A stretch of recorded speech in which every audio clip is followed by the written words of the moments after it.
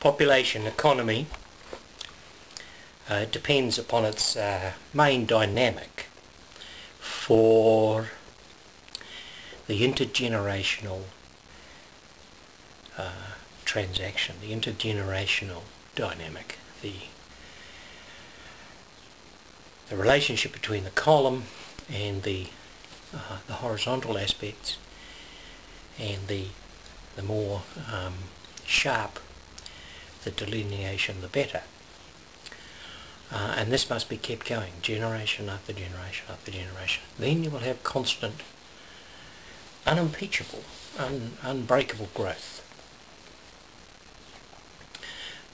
Some examples.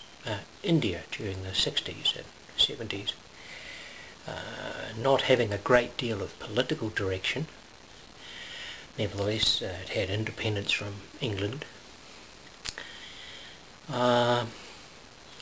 No particularly clear economic policy, all kinds of advice,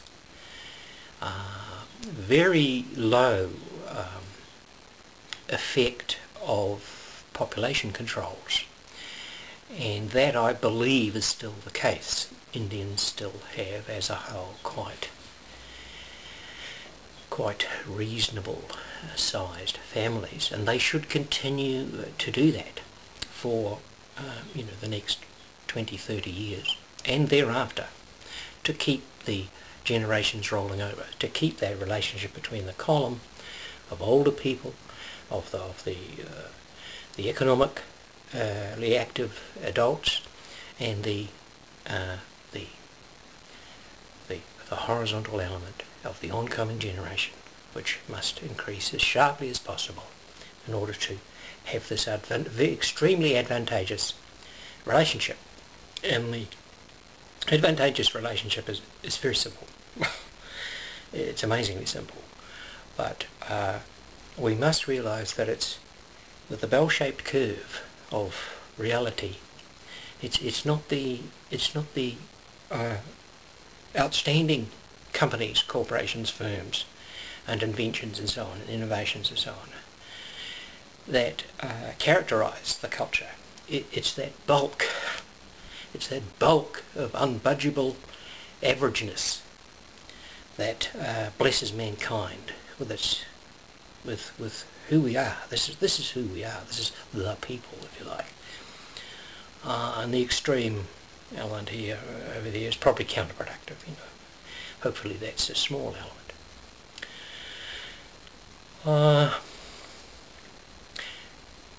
There are just things that must be done, that must continue, that ancient civilizations have continued these things or diminished these things to their peril, because it works. It works at every scale. It works for a village, it works for a town, it works for a city, it works for a nation, it works for interconnecting conglomerate of trading cities, Singapore, Hong Kong and so on.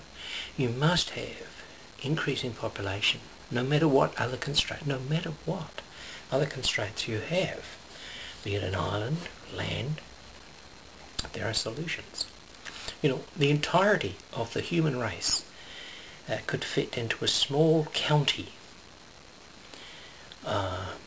in Florida. The entirety. 6 billion people. 6 billion people is not actually a lot of people. The carrying capacity of the Earth is probably hundreds, thousands of billions of people. Beat that.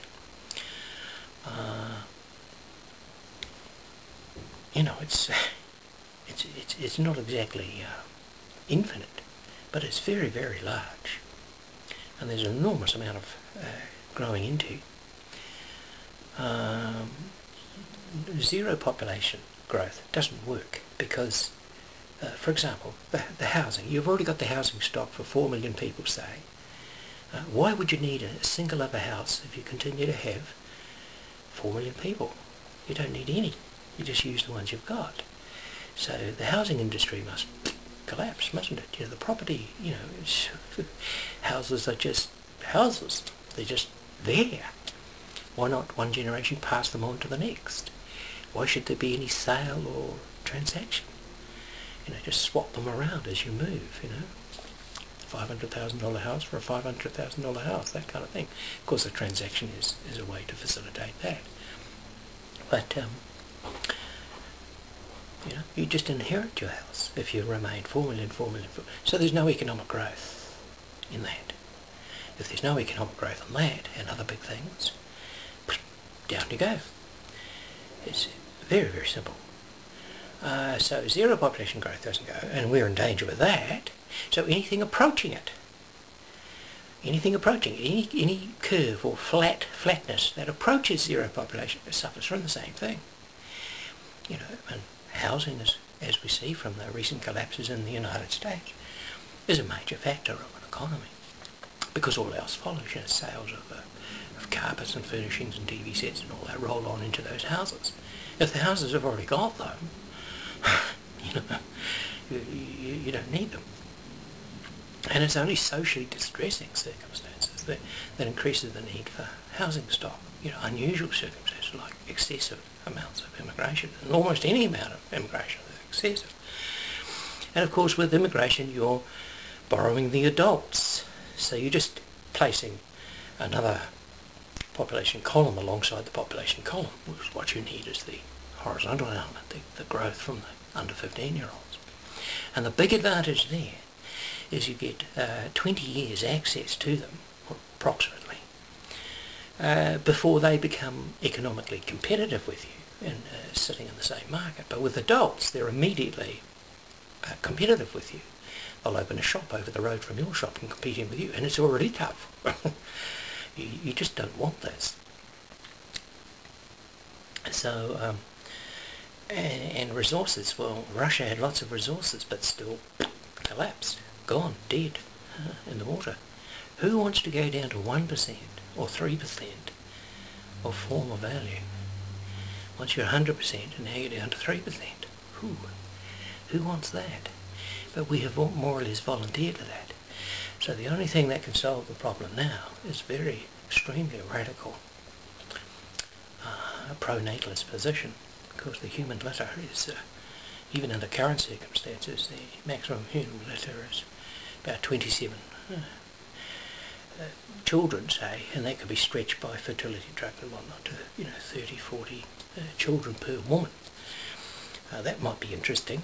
I think you YouTube people will find it very interesting to speculate on that. But not only that, we might have to introduce polygamy, where the males can have access, the fertile males can have access to any number of women, fertile women, because in New Zealand it's over 50% now of couples and pairing couples, and maybe this should be made illegal. I mean, the situation is going to get very, very desperate very, very quickly. And when you exist in a world where there's already a Russia and already a collapsed Japan, do you want to enter that block of countries? So to claw your way back, you may have to do what I'm suggesting here. And there's a number of other things that are extremely severe that must be done, like a taxocracy. You wait until I produce a program on taxocracy, and you will see what I mean.